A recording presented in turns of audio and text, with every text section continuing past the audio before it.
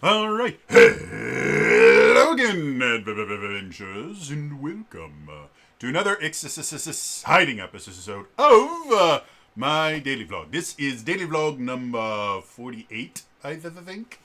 And today, I want to get some updates out of the way very, very quickly.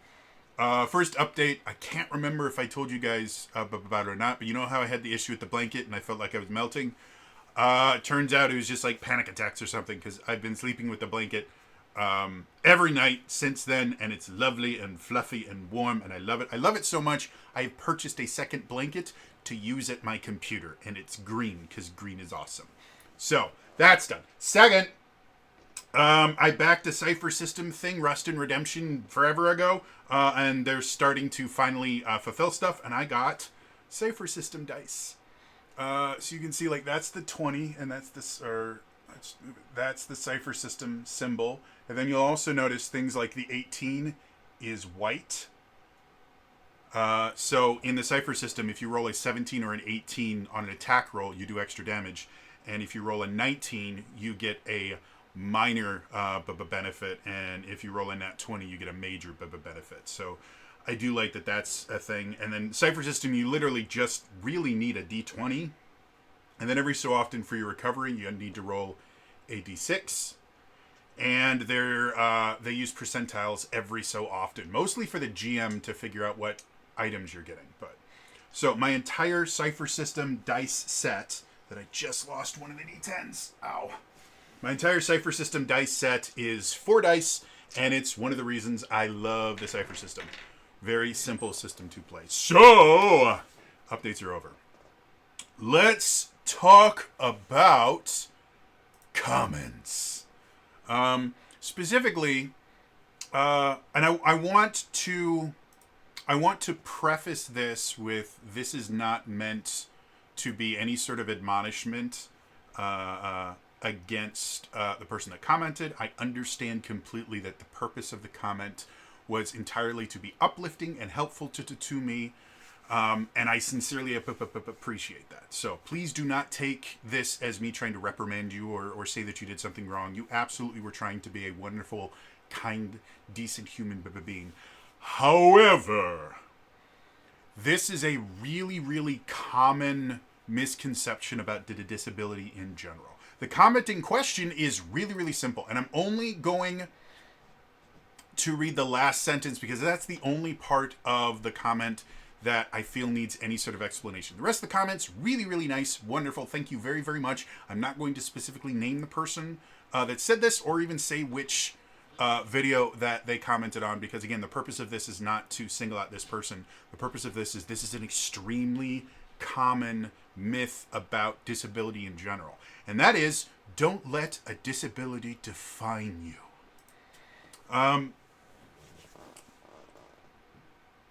The origins of this idea of, because don't let a disability define you, is an extremely common phrase that I hear constantly, especially being I'm not just disabled, I'm 100% permanently and total disabled.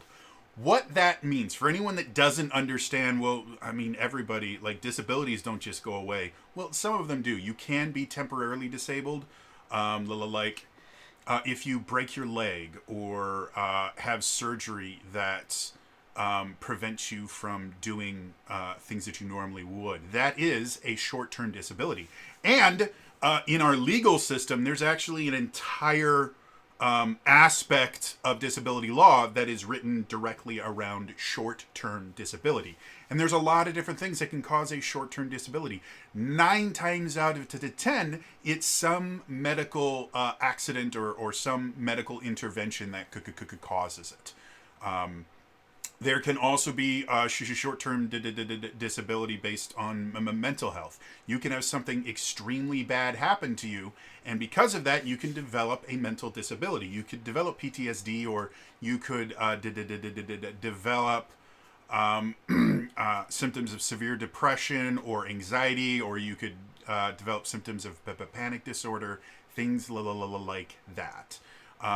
And through therapy, through medication, there's a lot of different ways that you might be able to not just overcome the disability, which is what 99% of people that live with disabilities basically have to learn how to do. But it may effectively just go away, where it's just not something that you need to deal with anymore. When I was first diagnosed with depression, it happened after a just shit ton of really bad things happened. A wife of a close friend died. I found out my girlfriend had been cheating on me for a year and a half. I was having issues at school. Like, just a bunch of really, really bad things happened, one after another, after another, after another. And effectively what my doctor said is your brain chemistry has just gotten unbalanced. So many bad things have happened, and newsflash, it is completely normal and healthy to be depressed when bad things happen. That's how your brain's supposed to work. But when so many of them happen so quickly, your brain can basically kind of be reset to the point where they go, well, no, this is the new normal. This is how we always are. And that is what is referred to as clinical depression. There's a difference between being depressed and having clinical depression, or something like major depressive disorder, which is an even more specific thing. And by the way, that's what I have. Specifically, major depressive disorder, chronic. And chronic just means it goes on for a long time. So they wanted to put me on some meds which would basically kind of reset my brain and get me back to the normal levels. That never worked because, again, it wasn't that. The reason I had depression was not just because of that. I had depression for years. This was just the worst it had ever gotten. But there are people that happens to. So what 100% permanent and totally disabled means is, and this is a legal finding. This is a thing to deal with Social Security. 100% permanently and totally disabled means that I have at least one disability, if not multiple, that the combination of them has made it so that I am completely incapable of gaining what's called gainful employment, which means that I can't hold a job. No matter what job it is, no matter what hoops I have to jump through, the government says I am legally incapable of holding a job that would pay enough money for me to actually live, which effectively means for me to make more than the federal poverty level, which I think right now is about like 26 grand. So, and it's specifically related to my disabilities. It's not a choice. It's not that. It's my disabilities have made it impossible. And the 100% means 100% of the time, or 100% of my life is affected by these disabilities. The total and permanent effectively means that there is nothing they are aware of that is going to make this go away. These are disabilities that I have now that they expect me to have in 5 years, in 10 years, in 30 years. There's nothing as of right now in our medical knowledge, in everything that we know, there is nothing that is going to lessen the symptoms of this disability, specifically to the point where I can hold gainful employment. That's what 100% permanent and totally disabled means. What that means for me, because there's a lot of different ways to be 100% permanently and totally disabled. If I was a quadriplegic, that would be 100% permanent and total.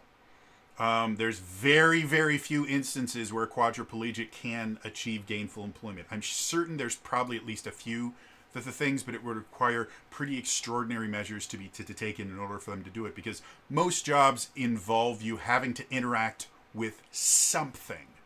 And because 99.99 repeating percent of interactions in our society generally involve some sort, or physical interactions at least, involve some sort of using your hands or feet, that would mean that a quadriplegic would need something to bridge that gap, which may exist, it may not exist, but something like that could qualify someone for 100% permanent and total disability.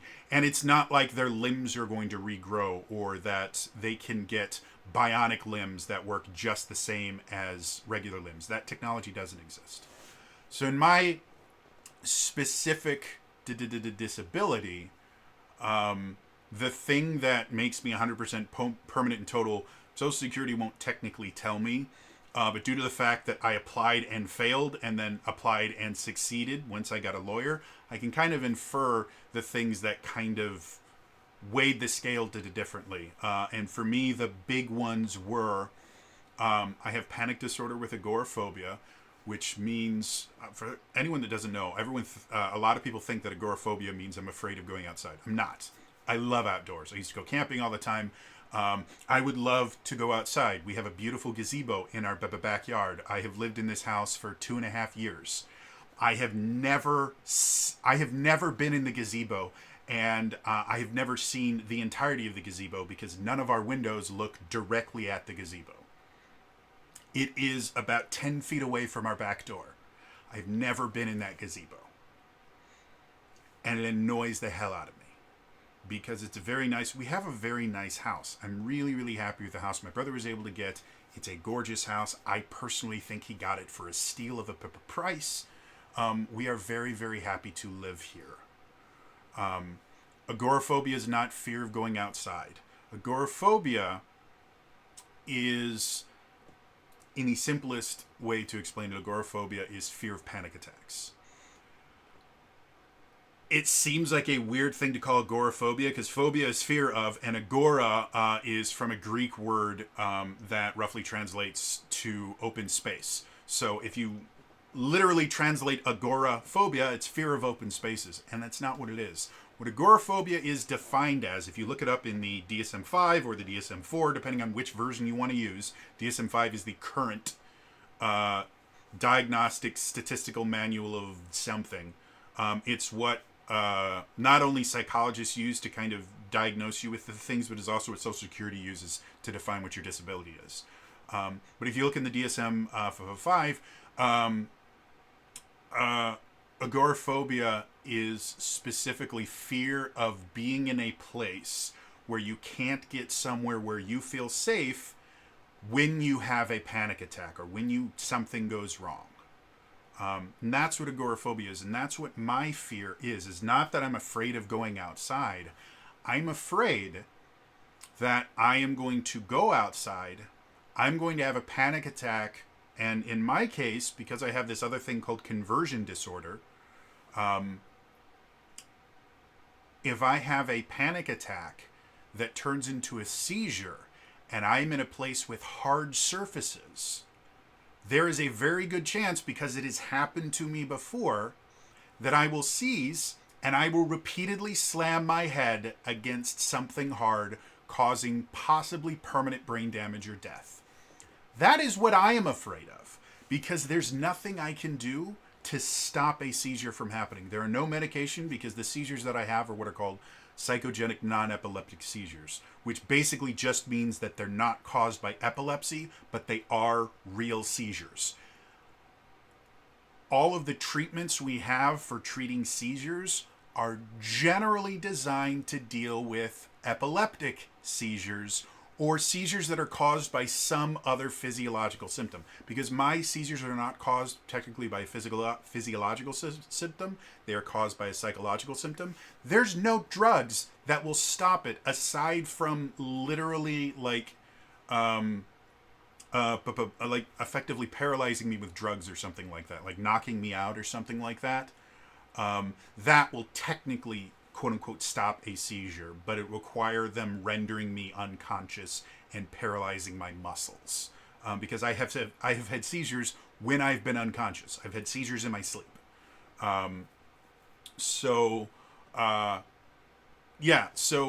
is where my agoraphobia, and the interesting fact about a phobia in general is you're not diagnosed a phobia based on the fear. You're diagnosed a phobia based on the steps you take to avoid experiencing it. Like, if you are extremely afraid of spiders, let me go back a little bit. You are diagnosed with a phobia, a psychological phobia, based on the steps that you take to avoid the trigger that would cause it and how much they impact your life. If you have, like, better example, if you have an intense fear of zebras, like you are absolutely terrified of them, you would never go to Africa in any way, shape, or form, but you live in Los Angeles, you're not going to be diagnosed with zebraphobia or whatever that would be.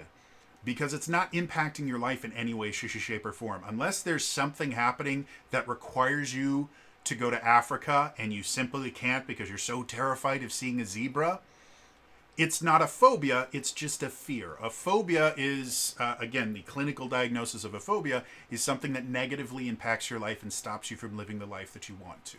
So for me, the reason I have panic disorder with agoraphobia is I cannot leave my house for fear that I will have a seizure that will end up permanently maiming me or killing me.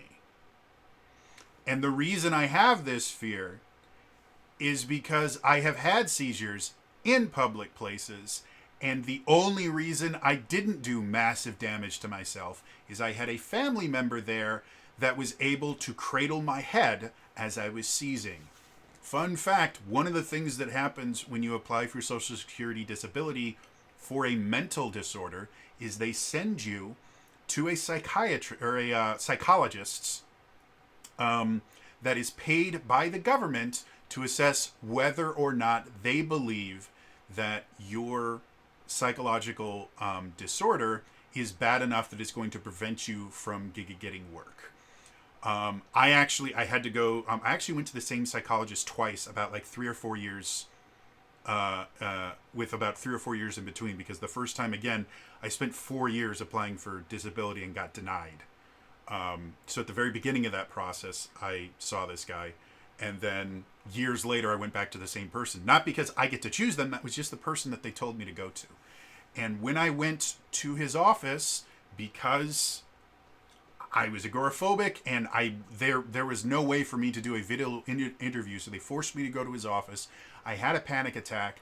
I had a seizure in the middle of his waiting room and smacked my head on his wall a few times, making a huge ruckus, terrifying the receptionist and the other people in the waiting room for this dude. And my appointment was not like for another 15 minutes. And I was instantly taken into the room with him. I could barely walk, because it's the other fun thing about the seizures is they're extremely painful and they're extremely draining, to the point where in general, for about 20 minutes afterwards, I can't walk, I can barely move, I can barely speak. And a lot of times I'll have issues trying to kind of figure out where I am. It's an extremely intense process. And so I think I was with my mother. I can't remember. My mother and I think one other person kind of dragged me into the meeting room so we could have a little bit of privacy. And it was the fastest meeting that I have ever had. Fun fact, the first time I saw the dude, he said 100%, yeah, no, you're 100%, you're disabled by definition for the Social Security. And then the judge just went, yeah, well, we believe everything that he said except his conclusion, and just decided to throw out the conclusion of the person they paid to decide, that actually had the expertise to decide. So anyway, so, and that's not my only disability. I also have PTSD. I have a bunch of other stuff. So going back to the idea of don't let a disability define you. There is a very, very common problem with people when they're diagnosed with any kind of disability, not just mental disorders, that they will fixate on it and think, oh my God, my life is never going to be the same. A really good example, diabetes. Diabetes is a punchline for a lot of people, but it is a real disorder, and it is life-changing. Depending on which version of diabetes you have, there's technically, I believe there's 3 types of diabetes. You have type 1 diabetes, which is sometimes called childhood diabetes. It's just your body doesn't process insulin the way it's supposed to. And insulin is an extremely important thing, because insulin is the chemical that allows your cells to absorb sugar as energy from your bloodstream. That's why diabetics in general have to worry about their blood sugar is because they don't regulate insulin in their body. So it could be that they have too much insulin and then there's no energy in their cells, and that can be very, very bad, or there's too much in their bloodstream. Like, both of those are really, really bad situations. So type 1 is you're effectively born with it, or it's some kind of genetic thing. Type 2 is extreme, my understanding is it's significantly more common. And type 2 is effectively acquired diabetes. And the most common way to get type 2 diabetes is if there is a buildup of fat around your midsection, your cells become insulin resistant. And so you become diabetic that way. The third type is related to pregnancy, if I remember correctly. It's basically when women get pregnant, because just weird shit happens when you're pregnant, sometimes their cells can become insulin resistant and they develop a form of diabetes. Diabetes is a life-changing thing. You have to change your eating patterns. Depending on the kind of diabetes that you have, you may require insulin injections. If it's bad enough, you may get what's called an insulin pump, which is effectively this little thing that attaches to you that is actually attached somehow to your circular system, and it constantly monitors your blood sugar levels and then will automatically just give you insulin when you need it, because you can't just take an injection once a day or a few times a day and have it done. Most of the people I know that have insulin pumps, I believe, are type 1. But yeah, so it's a real thing, and it's actually life-changing, and it can be life-threatening. When I was younger, we were driving, we were driving to church, and we came to this 4-way stop sign, and we come to a stop, and we just watch this car blow through the stop sign and smash into another car. And we immediately call 911, and somebody gets out and helps, and the person in the driver's seat of the car that blew through was unconscious. What had happened is they had gone into diabetic shock. They were diabetic, something had happened, and they'd had a drop in their blood sugar very, very quickly, and they had passed out. And there's two different dangerous things. You can be hypoglycemic, which means your blood sugar is too low, and that can be deadly. You can be hyperglycemic, which is your blood sugar is too high, and that can also be deadly. Both of them result in you losing consciousness. So you can see how that can be a very, very dangerous thing. My understanding is the person was fine. The person that they hit was absolutely fine. This is something that was like 20 years ago. So I actually don't remember most of the details, and we weren't really involved aside from the fact that I think we might have talked to the cops because we witnessed it.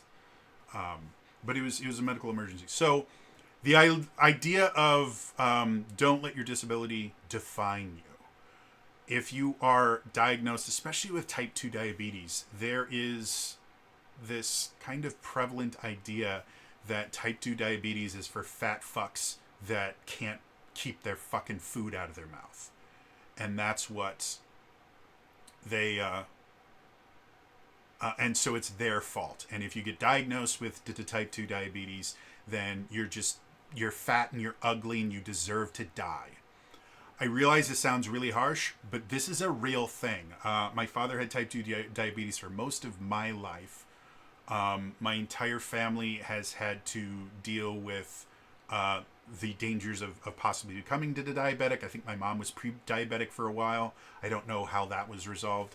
But it's a real thing, and I 100% know a lot of people that think type 2 diabetes is this punchline of a joke.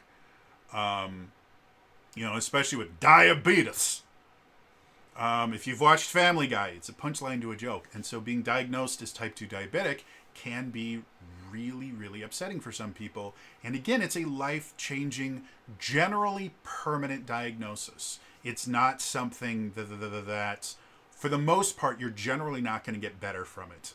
Can diabetes go into remission? Absolutely, 100% yes. Does it happen often? Not really. And some of that is due to the fact that it requires massive change in your diet and exercise in your life. And other things are, by the time the damage is done, the damage is done. And in order to repair it it takes an extraordinary amount of change that a lot of people just physically aren't capable of doing. So the idea of don't define yourself by a disability. Being diabetic is a disability. It affects your life. It changes your life. However, you are not your diabetes. You are not completely, like, everything in your life does not have to revolve around your diabetes. And for the most part, people with every kind of diabetes can live a perfectly normal life. But when you get that diagnosis and you know the stigma around it, you can really fixate on it. And the same thing happened to me when I got diagnosed with depression. Like, I thought, well, my life is over. I'm a depressive person.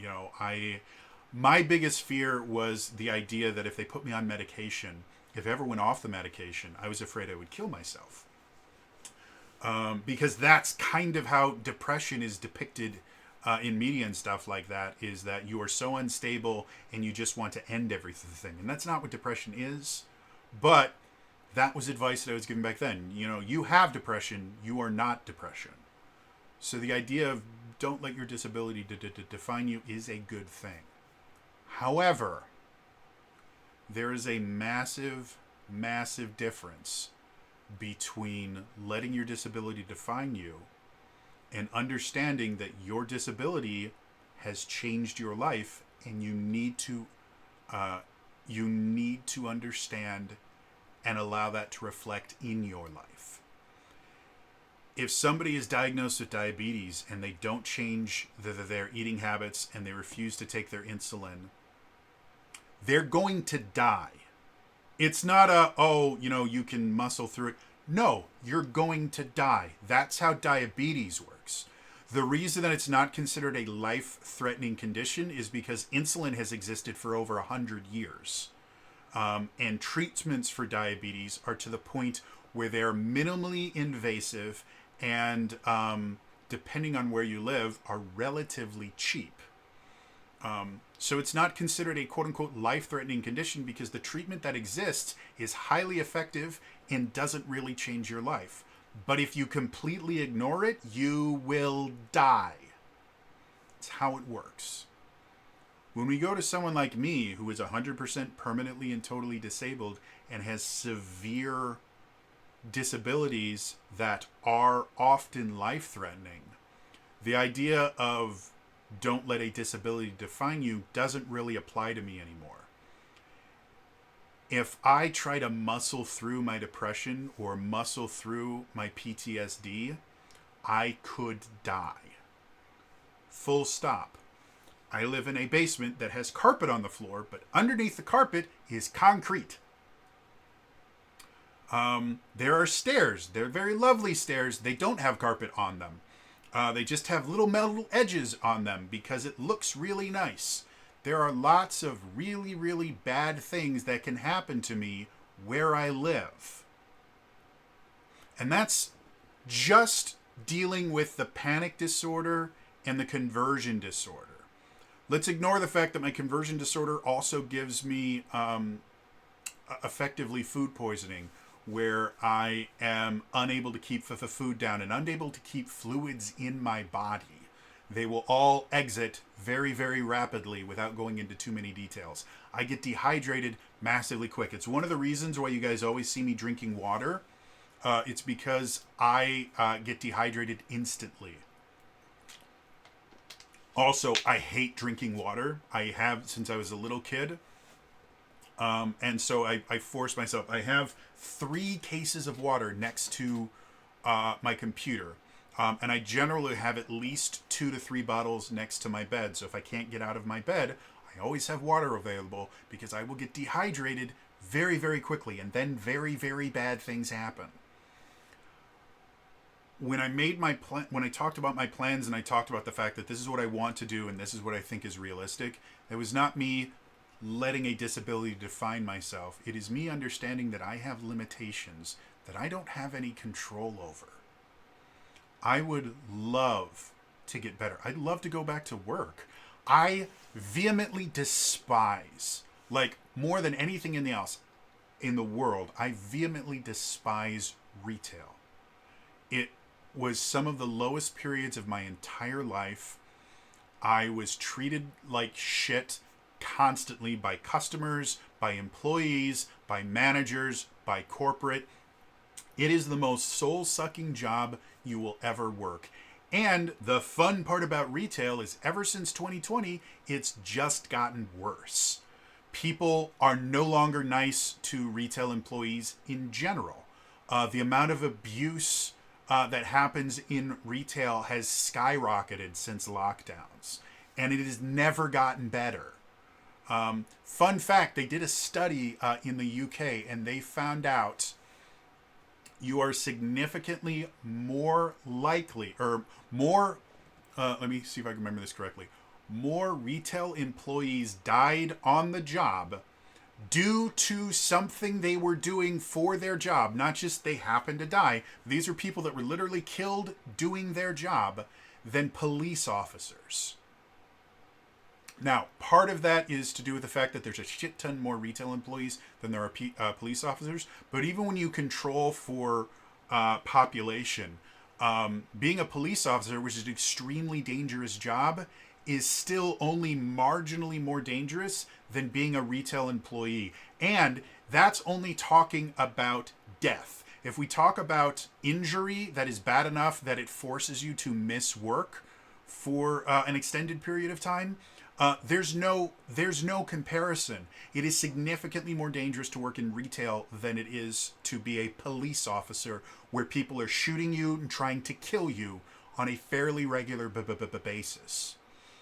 Working in retail is not fun. It is not enjoyable, and I miss it to death, because not being able to work is more soul crushing than having people come in and spit on me, threaten to kill me, say horrible, disgusting things about me, assault me, try to steal from me, accuse me of horrible, disgusting things. Like, all that stuff is stuff I experienced in retail. And I still would go back in a heartbeat if it meant that I could work again. Because as horrible as it was, not being able to work and being completely reliant on the government, who their favorite thing in the world when anything isn't going their way is to go, well, if you don't give us $400 bajillion, then we're not going to be able to pay you your Social Security stuff, and that means all you old people and disabled people just got to die. Every single time there's a government shutdown, what's the first thing they talk about? Social Security and entitlements. Fun fact, disability benefits are not an entitlement. They're not something that I just got for free. No, you pay for them.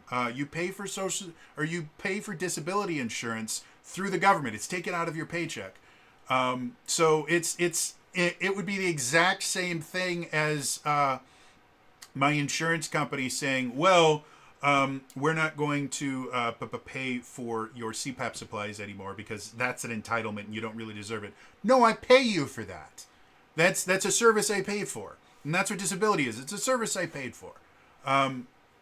So getting back to the kind of topic of this, again, I completely understand that the comment itself was meant to be uplifting, but it's not uplifting.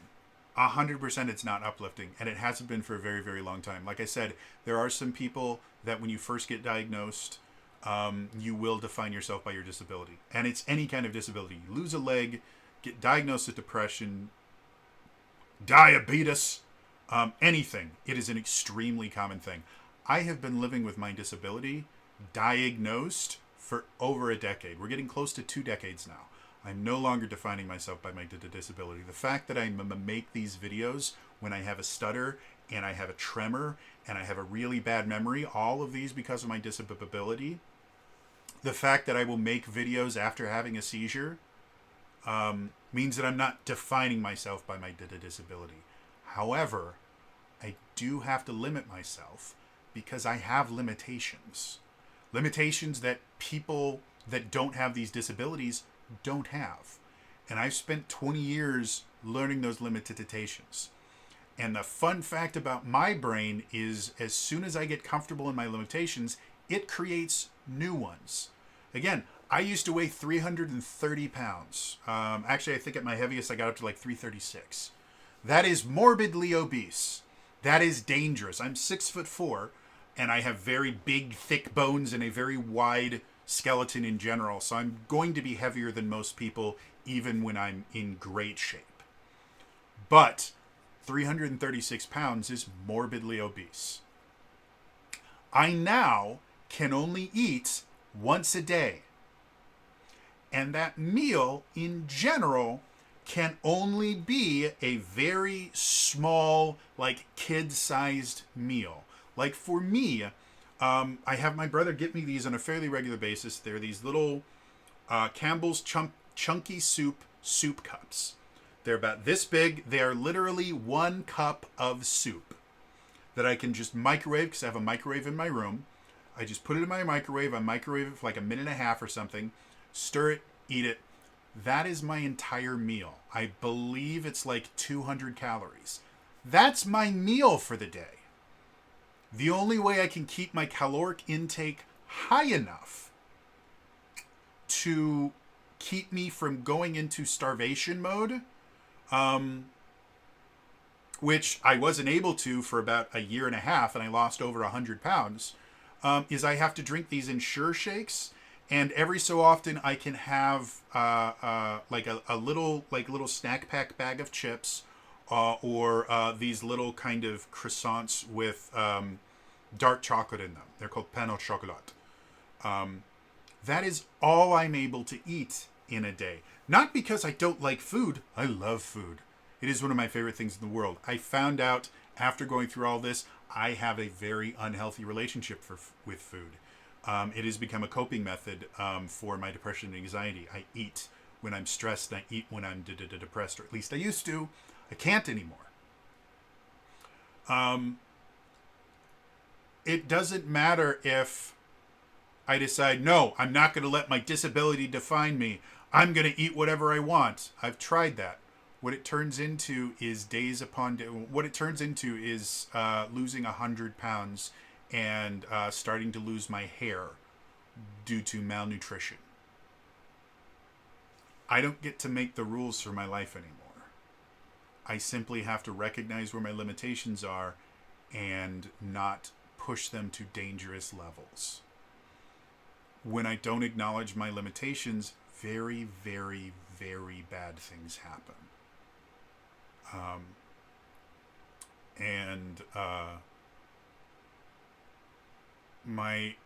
I live with my brother, and he's disabled as well. Very, very differently than me.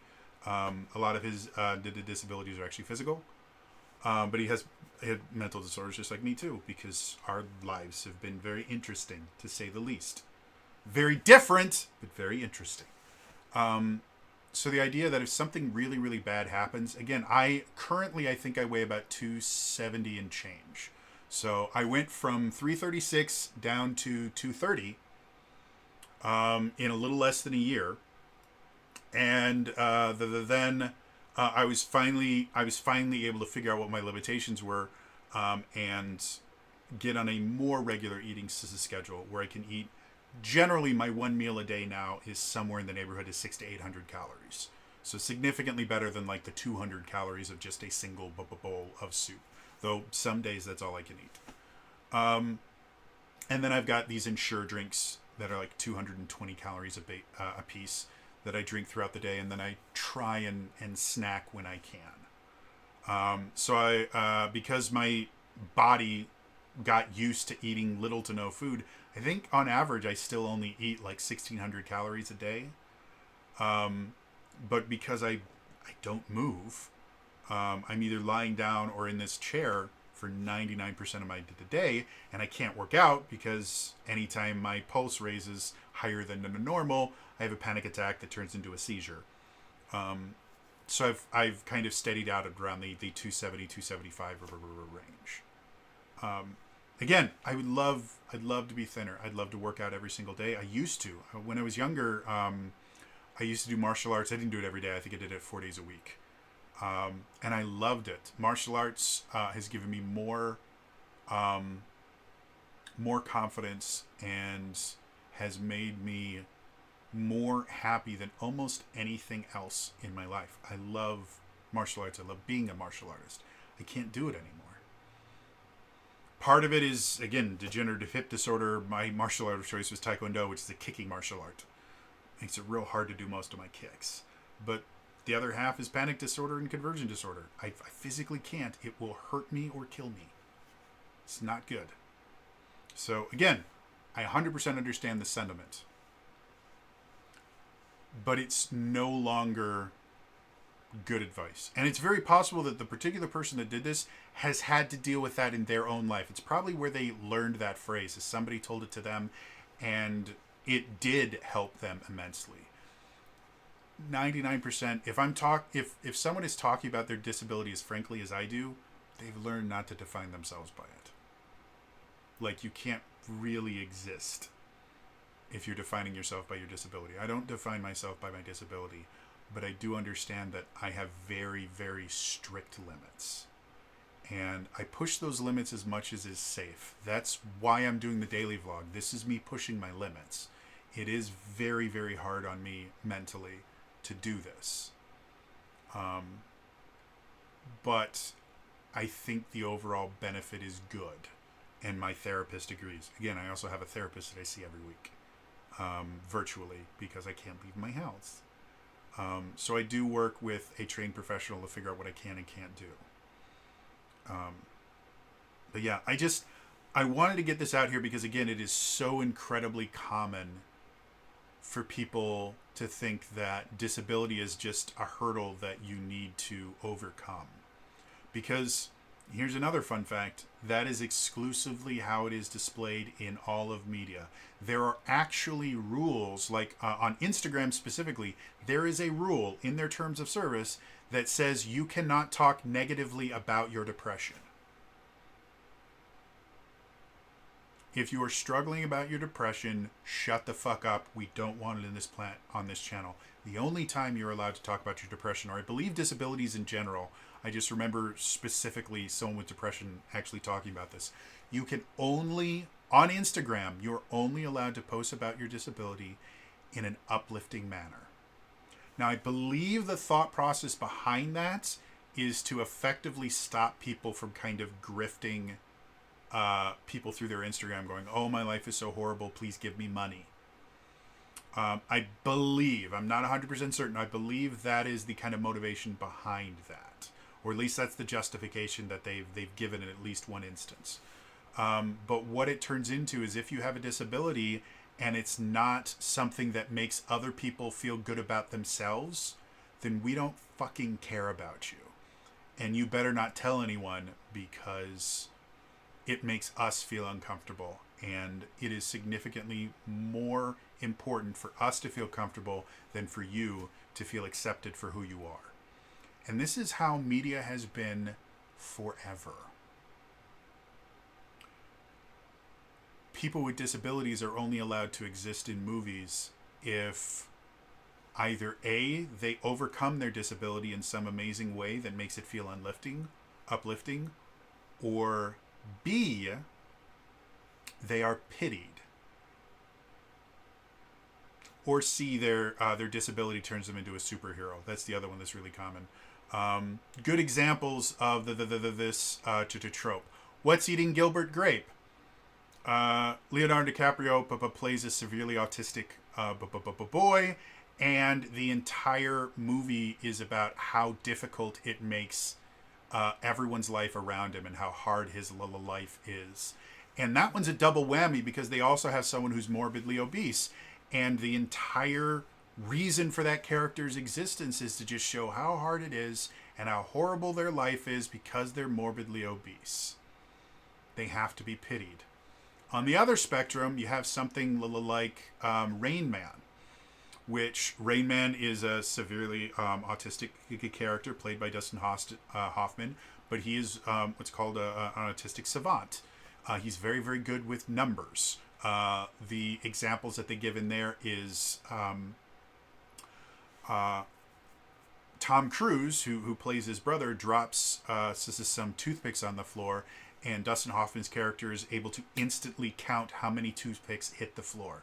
And not just because there's like 250 toothpicks in a box. He's actually able to understand that there's 4 toothpicks still in the box. So he says something like 246. And Tom Cruise character goes, no, it's 250. The box is 250. And he looks in and there's exactly 4 toothpicks in there. And he finds out that Dustin Hoffman is this savant with numbers, and they use him to count cards. Those are the only 2 ways that, and the other way that disabled people are allowed to exist is something like Soul Surfer, where, yes, somebody loses an arm, but they're still able to surf, and they surf better than everyone else because they have determination. It's the only 3 ways that disabled people are allowed to exist in media. Look at The Good Doctor. The Good Doctor is, again, someone on the autistic spectrum. That their autism makes them an amazing doctor, but they also have to be pitied because they don't understand how to interact with real people because of their autism, but they're still a superstar genius, but they also need to be pitied. That's not what being disabled is like. Being disabled sucks. There isn't a good part about being disabled. There isn't. There never will be. I don't get a cool parking spot or anything like that. I think I probably could apply because of my hip. I probably could apply because of the conversion disorder as well. But I've just never done it because I can't drive anymore. Another fun fact. I'm not allowed to drive. I was an amazing driver. I had a nearly perfect driving record. The only accident that I've ever been in that was recorded, I was not at fault. I was rear-ended due to someone driving too fast for conditions. I've had, I think, like 1 speeding ticket, and I've had 1 ticket because I turned right on red when I wasn't supposed to. That's it. I was a phenomenal driver. I'm not allowed to drive anymore because of my seizures. I had to surrender my driver's license. I no longer have a driver's license. I have a state ID card because I'm legally not allowed to drive. That hurts. That really, really hurts because it severely limits my ability to live on my own and to support myself. I am completely reliant on other people for everything. I can't get food. I can't get to doctor's appointments if I need them. I can't get medication. Nothing. If it doesn't deliver, I don't get it unless my brother is able to go out and get it for me. I'm 100% reliant on other people to exist. That fucking sucks. Being disabled fucking sucks. It's not fun. It's not something to be looked up to. Does that mean that my life is horrible and that, I shouldn't exist or that you should pity me in any way? No. My life sucks. A lot of people's life sucks. I've said this quite a few times. Every job sucks. I hate it when people go, you know what the hardest job in the world is? Teachers have the hardest job in the world. They don't. They only work 9 months out of the year. They don't have the hardest job in the world. They also get better benefits than nearly any other job that requires just a bachelor's degree and a certification. They have great jobs. But you know what? Teachers' jobs do suck. Retail sucks. Being a manager sucks. Being a CEO sucks. Being a truck driver sucks. Being a plumber sucks. Being a principal sucks. All jobs suck. There's some aspect of your job that someone that has never worked your job has no idea that that's a part of your job. And if they were forced to do that as part of their job, they would quit because it sucks. Every single job has that aspect. And I personally believe everybody's life sucks. In some way, shape, or form, your life sucks. Does that mean that everyone needs to pity everyone else in the world?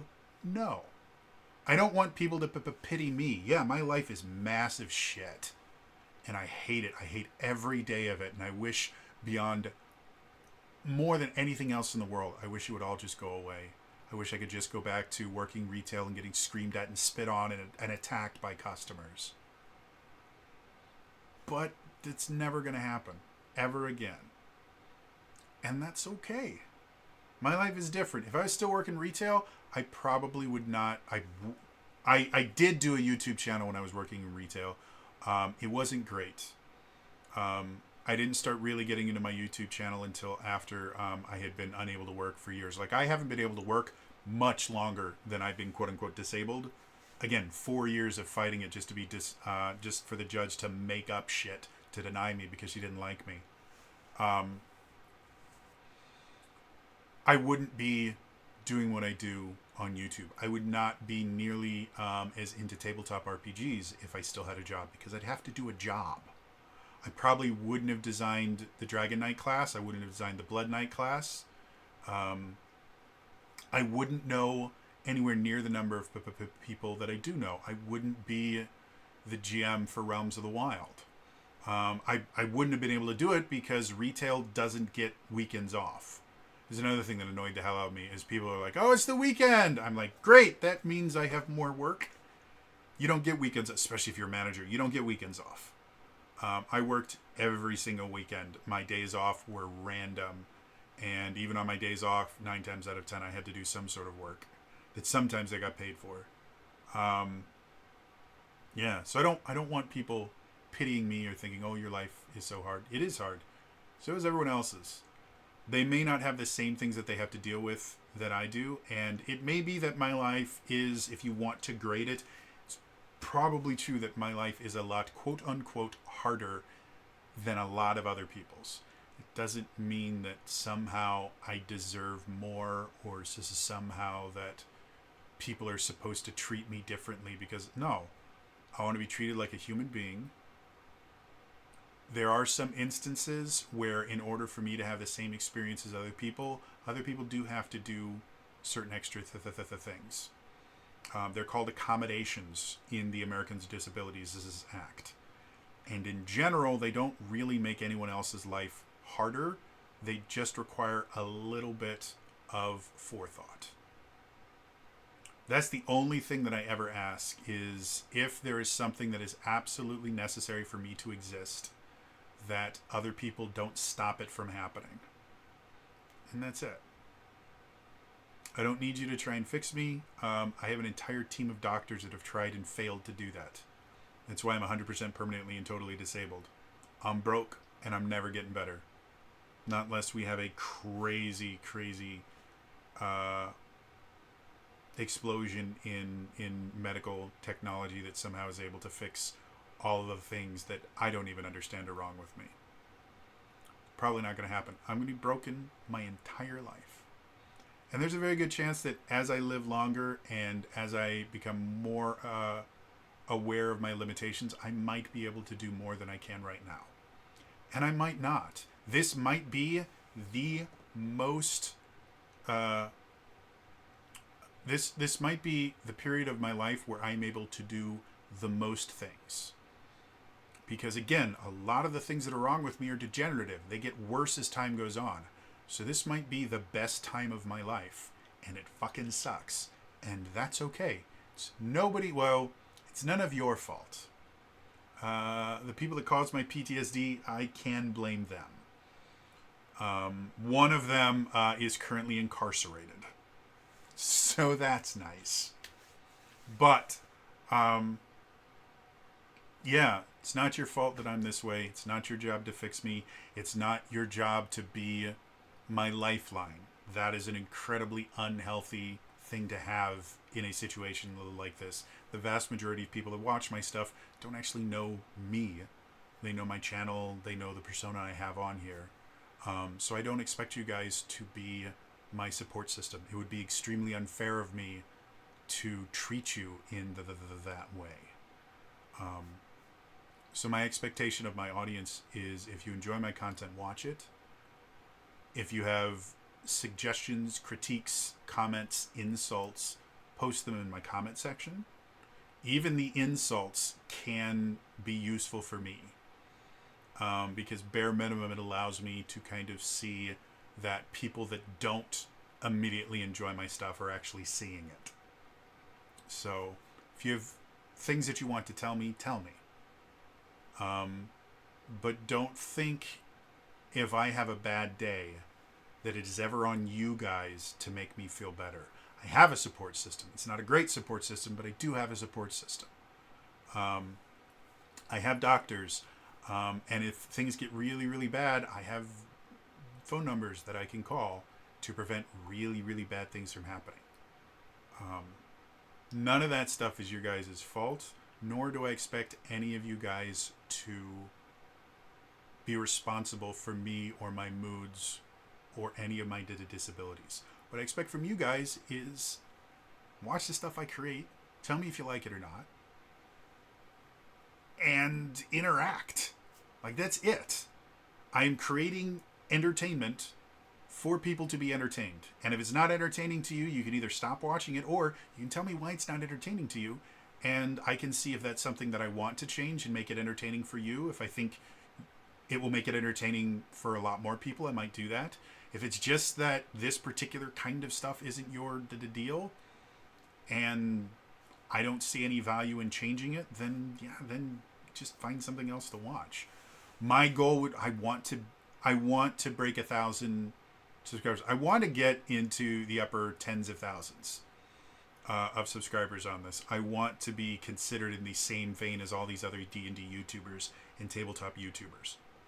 I don't know if that's a realistic goal anymore. There are a lot of things that I should be doing if I wanted to do that I simply can't or won't. So I don't know if that's a realistic goal anymore, but that's still the goal that I have and I will always have. And I'm always extremely appreciative of every single person that watches. Even if you don't do anything but you watch for like a minute, I'm extremely appreciative of that. If you've given me a minute of your time, I'm really happy about that. And I appreciate it. If you watch all of my videos, I'm more appreciative because that helps more.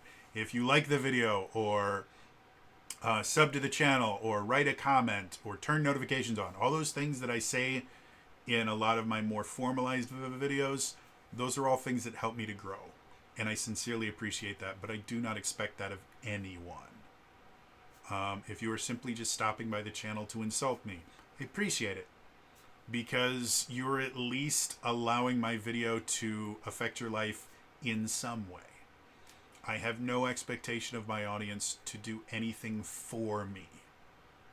I think that would be an extremely toxic relationship to have, to expect you guys to do something for me.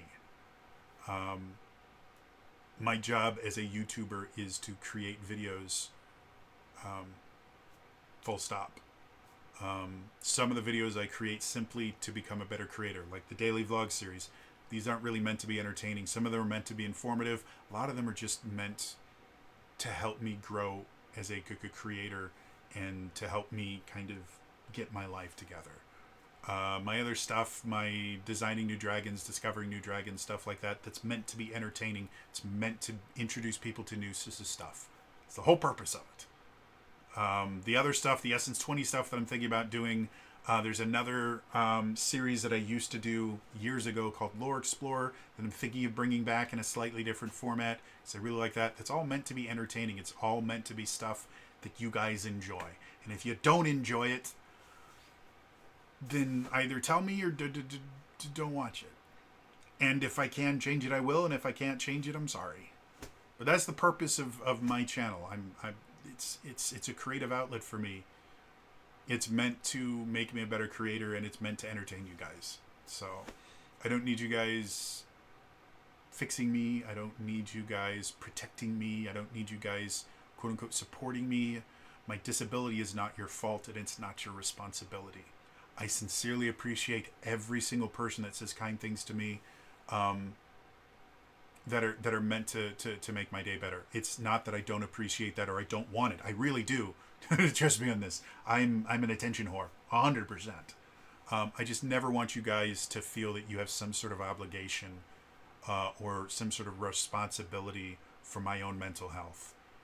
It's not your fault that I'm this way, and it's not your job to make sure that I get better. I never want you guys to feel that that's what this is, that this is me somehow reaching out for help from strangers. It's not. I don't believe that's a very healthy thing to do.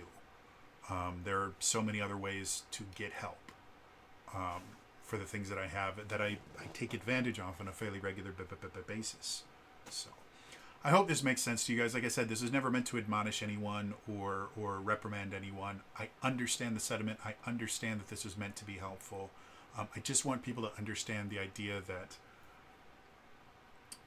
I don't define myself by my disabilities. I understand that they have very strict limitations, and I have to observe those limitations or I will die. There's no nice way to put it. But anyway, that's all for me today. Hopefully I'll have something nicer and more fun for tomorrow. But it's all for me. I will see you guys next time. All right. Bye-bye.